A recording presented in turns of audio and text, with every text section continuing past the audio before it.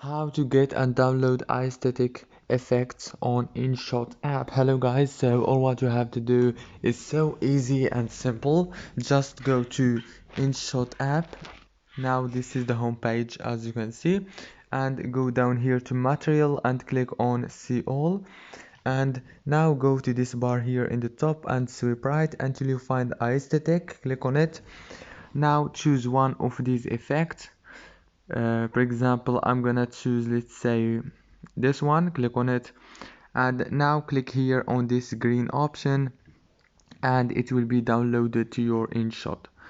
It's so easy, and I hope this video was helpful. Please don't forget to like and subscribe, and thank you for watching.